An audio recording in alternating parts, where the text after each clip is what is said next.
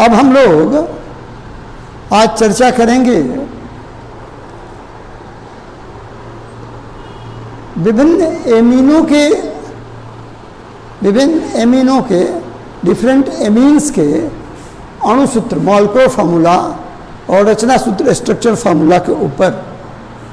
तो यहाँ आपके सामने में दो उदाहरण हैं। एमीन, निश्चित तौर पर हम लोग अभी यहाँ पर केवल प्राइमरी एमीन की बात कर रहे हैं, क्योंकि रचना सूत्र जो पूछा जाता है परीक्षा में आपसे वो प्राथमिक एमीन का, प्राइमरी एमीन का ही होता है। तो एमीन का क्रियाशील मूलक है NH2 और इसका NH2 का इस फंक्शनल ग्रुप का रचना सूत्र स्ट्रक्चर फार्मूला NH2 का इस प्रकार से होता है। ये हो गया NH2, ठीक है ना। अब आपको क्या करना है, अभी जो आपने देखा NH2, इसके पहले क्या हो जाएगा, ये है एमिनो समूह, ये है एमीन का क्रियाशील मूलक, एमीन का फंक्शनल ग्रुप। अब इसके पहले कोई अल्काइल मूलक आके जुड़ जाए, कोई अल्काइल समूह आके जुड़ जाए, तो जो यौगिक प्राप्त होगा, जो कंपाउंड मिलेगा, उसको हम लोग कहेंगे एमीन, ठीक है ना। तो देखिए इसके पहले CH3 आके जुड़ गया, तो आयु साधारण नाम इसका होगा, CH3 को क्या कहते हैं, मिथाइल, इसका साधारण नाम होगा मिथाइल एमीन। और इसके पहले क्या आके जुड़ा हुआ है, C2H5, यानी इथाइल मूलक आके जुड़ा हुआ है, तो इसका नाम होगा इथाइल एमीन। देख रहे हैं ना, मिथाइल एमीन और इथाइल एमीन। और अगर हम लोग IUPAC नाम की बात करें तो क्या होगा, हम लोग पहले कहेंगे एमिनो, क्या कहेंगे, पहले कहेंगे एमिनो, और उसके बाद उस अल्केन का नाम जोड़ देंगे, किसका, अल्काइल मूलक के संगत, अल्काइल मूलक के संगत अल्काइल रेडिकल के कोरस्पॉन्डिंग अल्केन का नाम जोड़ देंगे। संगत अल्केन का मतलब क्या हुआ, जितने कार्बन का अल्काइल मूलक है उतने कार्बन का अल्केन। ये कितने कार्बन का अल्काइल मूलक है, एक, कितने का है, एक। तो एक कार्बन के अल्केन को क्या कहेंगे, मीथेन। तो इसका क्या नाम होगा, हमने कहा पहले कहेंगे एमिनो और उसके साथ जुड़ जाएगा इसका संगत अल्केन का नाम, यानी मीथेन, एमिनो मीथेन। और आपको मैं फिर याद दिला रहा हूँ कि IUPAC नाम जो होता है एक ही शब्द होता है, एमिनो और मीथेन को अलग अलग हम लोग नहीं लिखेंगे। तो क्या हो गया, एमिनो मीथेन, और इसका क्या हो जाएगा, एमिनो इथेन, एमिनो इथेन। आइए रचना सूत्र लिख ले, तो देखें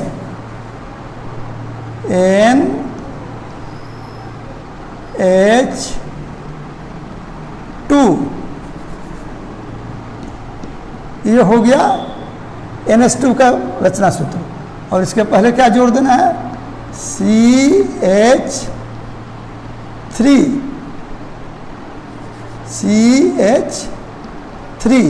तो ये हो गया मिथाइल एमीन। अब क्या है, इथाइल एमीन।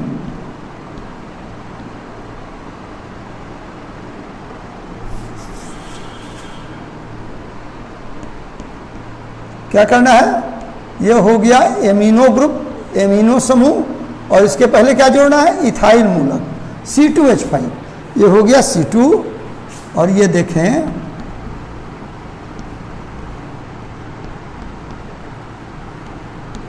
C2H5, तो ये हो गया इथाइल एमीन या एमिनो इथेन, ठीक है बाबू। अब इसके बाद हम लोग अब आगे उन्हीं कार्बनिक यौगिकों की बात करेंगे जो परीक्षा में पूछे जाते हैं। तो आप देखें, एक पूछा जाता है एमाइड में एमाइड में केवल एक पूछा जाता है, जो है एसिटामाइड। एसिटामाइड जिसका अणु सूत्र होता है CH3CONH2। एमाइड का क्रियाशील मूलक क्या होता है बुआ? CONH2। यह है इसका फंक्शनल ग्रुप एमाइड का। इसका स्ट्रक्चरल फॉर्मूला अगर हम लोग लिखना चाहें, ध्यान रखिएगा परीक्षा में अगर केवल फंक्शनल ग्रुप पूछे एमाइड का तो आप इस तरह से लिखेंगे CONH2, और इसका रचना सूत्र इस फंक्शनल ग्रुप का स्ट्रक्चरल फॉर्मूला भी पूछा जाता है, ठीक है ना। तो इसको हम लोग ऐसे लिखेंगे CONH2। ये क्या हो गया? एमाइड का क्रियाशील मूलक। अब CH3 इसके पहले जोड़ देना है, तो क्या हो गया? CH3। ये हो गया कितने कार्बन का एमाइड है ये? बोलिए कितने कार्बन का है? 2 कार्बन का। एक है 1 2, तो क्या करते हैं? 2 कार्बन के एमाइड का नाम किससे शुरू होगा? याद कीजिए साधारण नाम में। एक का शुरू होता है फॉर्म से और 2 का शुरू होता है एसिड से, तो क्या हो जाएगा? ये एसिटामाइड, ठीक है ना। एसिड और उसके आगे एमाइड, तो इसका नाम हो गया एसिटामाइड।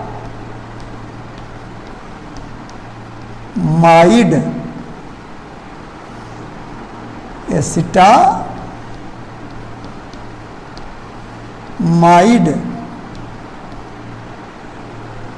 अंग्रेजी में लिख देंगे इसको, सॉरी। अब IUPAC नाम क्या होगा?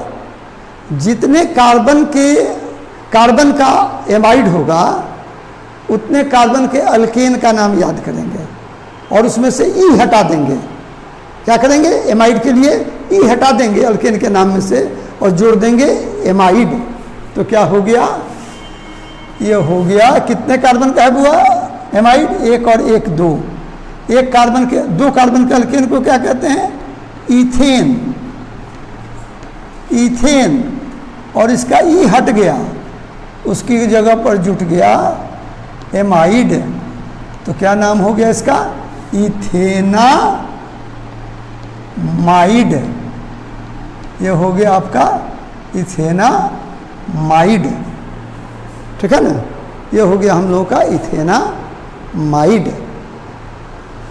तो एमाइड में ये हुआ। एक और देख लीजिए, एक जिसको हम लोग कहते हैं, चाहे रहने दीजिए परीक्षा में ही पूछा जाता है।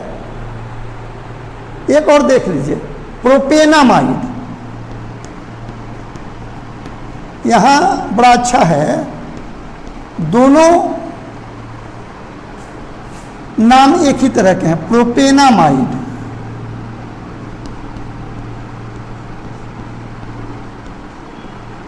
इसका कितने कार्बन का होगा? प्रोपेनामाइड। प्रोप मतलब कितने का होगा? 3 कार्बन का एमाइड होगा। तो देखिए ये क्या हो गया एमाइड के लिए? CONH2। अब प्रोप 3 कार्बन का एमाइड, तो एक तो एमाइड समूह में ही है कार्बन, एक और जोड़ देते हैं तो क्या हो जाएगा? 2 और जोड़ेंगे, प्रोपन है 2, तो C2H5, 2 कार्बन का अल्काइल मूलक जुड़ जाएगा। ये हुआ एमाइड का क्रियाशील मूलक CONH2, ठीक है ना। 1 कार्बन हो गए, और प्रोप का मतलब है कि 3 कार्बन है, तो 2 कार्बन के अल्काइल मूलक को हमने यहाँ पर जोड़ दिया। क्या जुट गया? C2H5।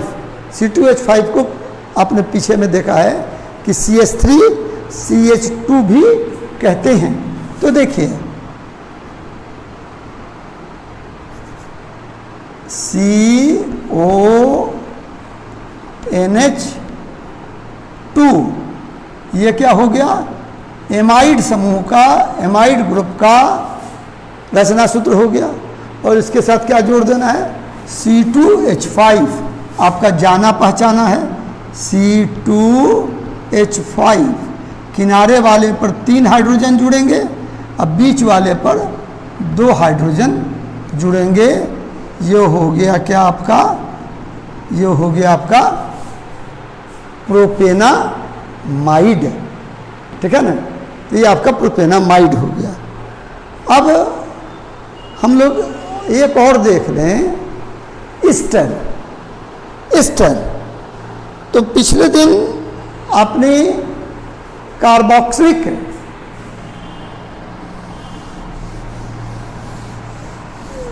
एसिड का, कार्बोक्सिलिक अम्ल का आपने देखा था अणुसूत्र और रचना सूत्र। तो देखें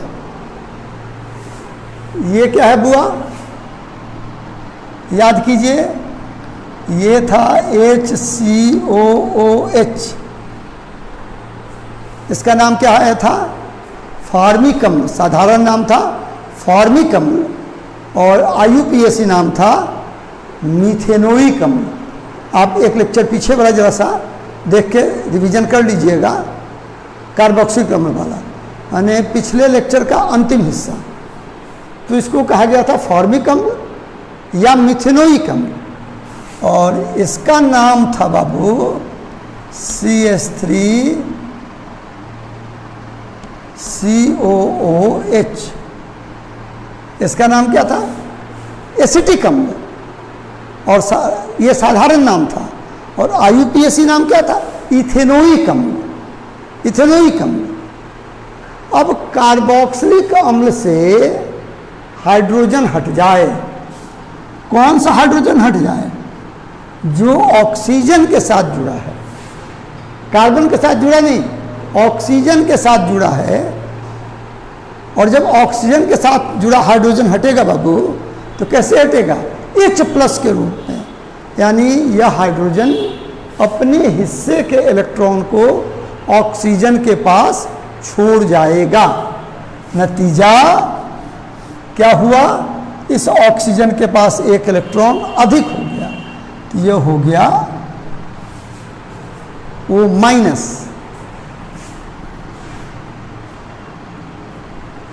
माइनस, ठीक है ना।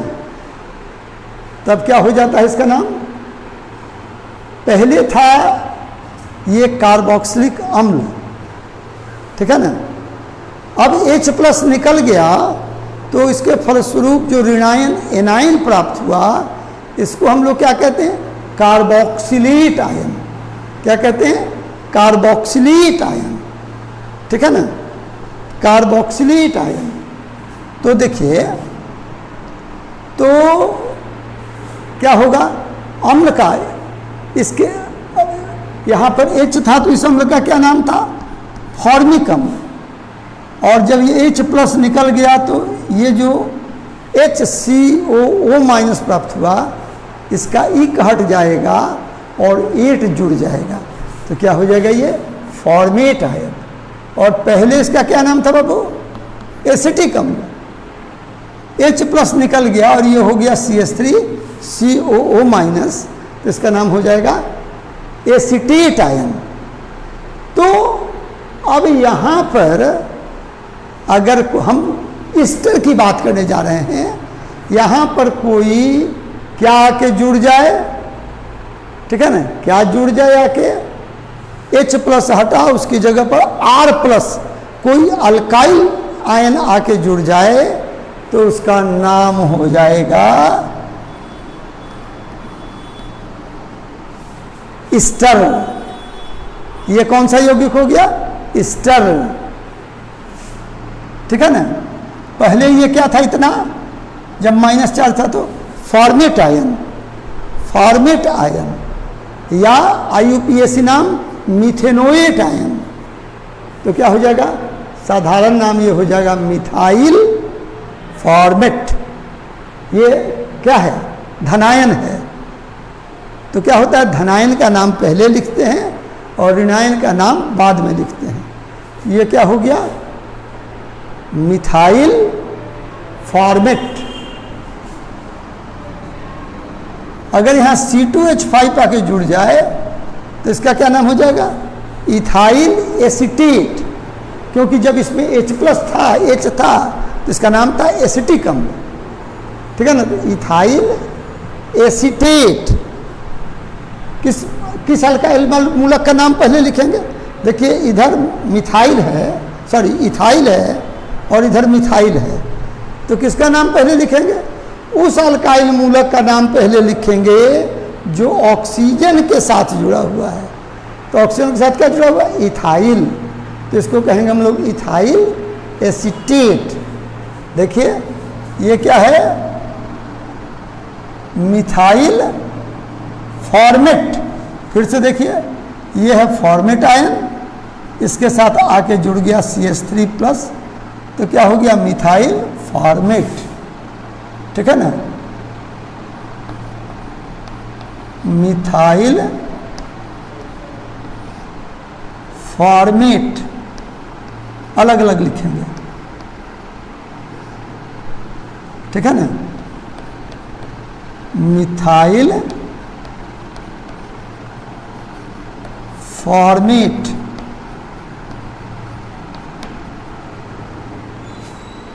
और IUPAC नाम क्या होगा? इसका IUPAC नाम होता है, याद कीजिए, मीथेनोइक एसिड। एक कार्बन का अगर यहाँ पर H होता, इसका क्या नाम होता? Methanoic acid. तो एक हट के 8 जुड़ेगा तो इसका क्या नाम हो जाएगा? Methyl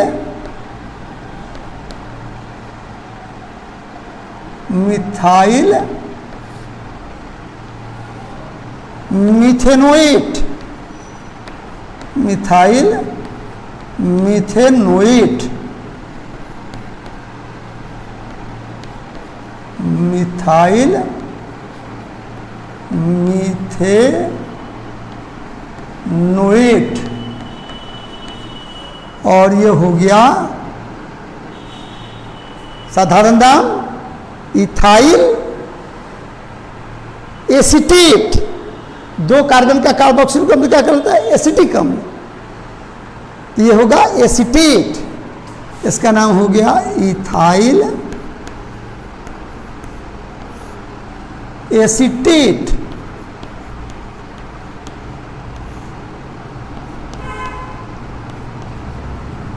ethyl acetate. और IUPAC नाम क्या होगा? इथाइल और कार्बोक्सिलिक अम्ल का नाम क्या होता है 2 कार्बन के? Ethanoic acid. याद कीजिए क्या नाम होता है 2 कार्बन के कार्बोक्सिलिक अम्ल का? कितने कार्बन का कार्बोक्सिलिक अम्ल है? 1 और 1 2, ठीक है ना। क्या नाम होता है? इथेनोइक। लेकिन ये अम्ल नहीं है, आयन है। इक हट जाएगा 8, तो क्या होगा? इतने का नाम होगा इथेनोएट। और इसके साथ जो जुड़ा हुआ है अल्काइल मूलक, इसको पहले कहना है तो हम लोग कहेंगे इथाइल, कितने कार्बन का है? 2, इथेनोएट। इथाइल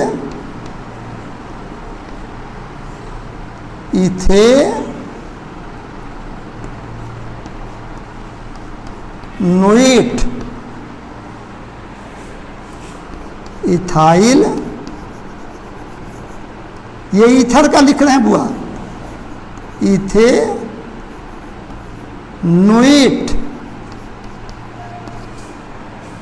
ठीक है ना।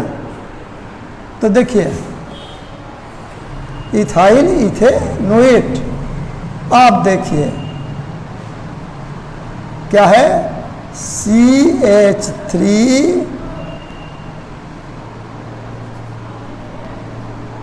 COO,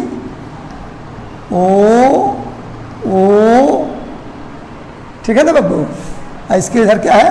CH3 मिथाइल फॉर्मेट या मिथाइल मीथेनोएट। फिर देखिए CH3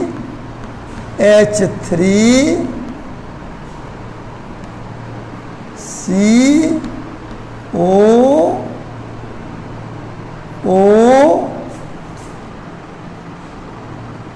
क्या है C2H5। C2H5 तो आपने इतनी बार लिखा है कि आंख बंद करके लिख सकते हैं।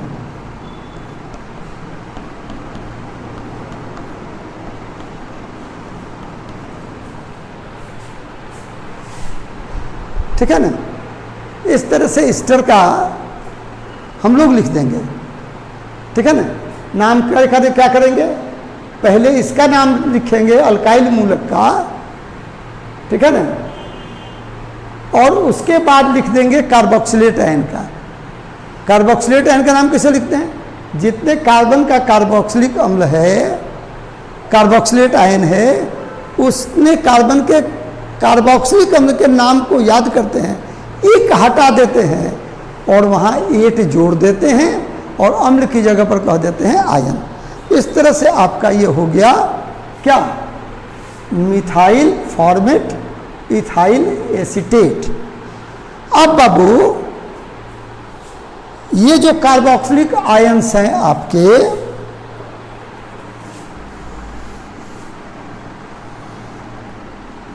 देखिए ये जो कार्बोक्सिलिक अम्ल हैं आपके, इसके साथ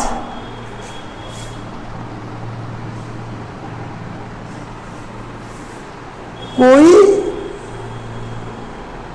मेटल कैटायन, धातु का कोई धनायन आके जुड़ जाए तो इसको कहते हैं हम लोग अम्ल का लवण, salt of acid, salt of acid. अगर इसके साथ सोडियम आयन आके जुड़ जाए तो कहेंगे सोडियम साल्ट ऑफ एसिड। अगर इसके साथ पोटासियम आयन आके जुड़ जाए तो कहेंगे पोटासियम साल्ट ऑफ एसिड। अगर उसके साथ कैल्शियम आके जुड़ जाए तो कहेंगे कैल्शियम साल्ट ऑफ एसिड। तो हम लोग अभी कार्बोक्सिलिक अम्ल के लवणों की चर्चा करने जा रहे हैं। अब मान लीजिए कि इसके साथ आ गया, क्या जुड़ गया,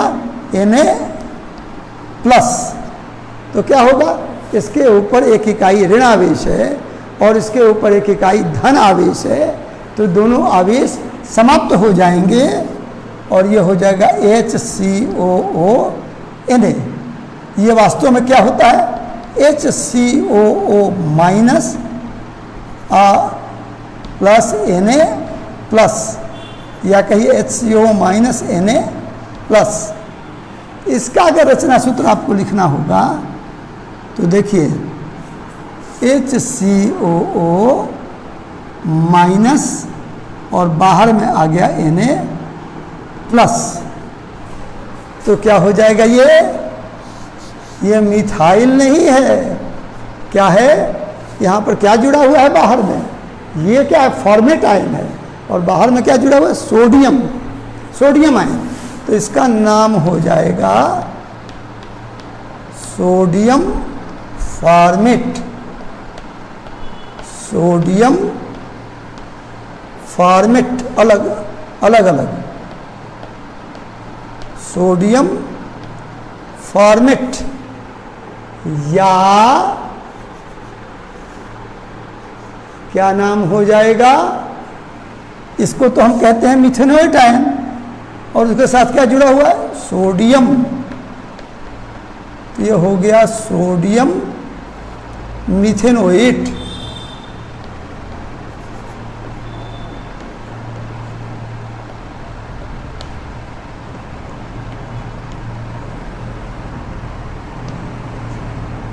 सोडियम मिथेनोएट, ठीक है ना, सोडियम मिथेनोएट। अब मान लीजिए इसके साथ आके जुड़ गया कि प्लस, पहले इसका क्या नाम था, इतने को क्या कहते हैं, एसीटेट आयन। क्या आके जुड़ा है, पोटासियम, तो क्या कहेंगे, पोटासियम एसीटेट या पोटासियम इथेनोएट। पोटासियम एसीटेट या पोटासियम इथेनोएट। अब देखिए ये आवेश समाप्त हो गया, ठीक है ना। तो पोटासियम एसीटेट का लिखा जाएगा इस तरह से K प्लस, और ये नाम हो जाएगा जहाँ जहाँ इथाइल है वो हट जाएगा और उसकी जगह पर क्या जुड़ जाएगा, क्या जुड़ा हुआ है यहाँ पर इथाइल के हटने के बाद पोटासियम, तो इसका नाम हो जाएगा पोटासियम एसीटेट। पोटासियम एसीटेट या पोटासियम इथेनोएट, IUPAC नाम। यहां देखिए अलग अलग होगा क्योंकि एक कैटायन है दूसरा एनायन है।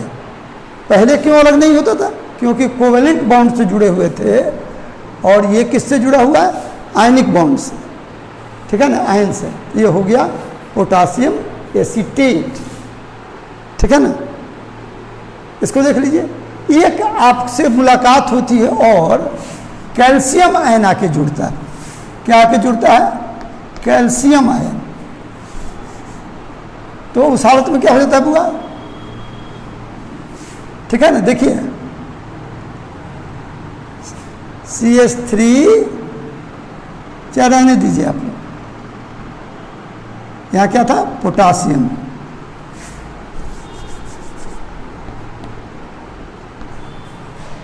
कैल्शियम एसीटेट पर बाद में चर्चा करेंगे हम लोग जब उसकी बारी आएगी। तो ये आपका रचना सूत्र कार्बनिक यौगिकों का जो हम लोग चर्चा कर रहे थे लगभग पूरा हो गया, क्योंकि 100% जीवन में कुछ नहीं होता है, आगे के लिए हमेशा गुंजाइश बनी होती है, ठीक है ना। वो गति समाप्त कह के बंद नहीं करनी चाहिए, लेकिन लगभग पूरा हो गया। उम्मीद की जाती है कि 90% से अधिक जो रचना सूत्र पूछे जाएंगे वो इतने ही में से होंगे। इसका अभ्यास कीजिए, 4 अंकों का जरूर हो जाएगा। Next day next topic.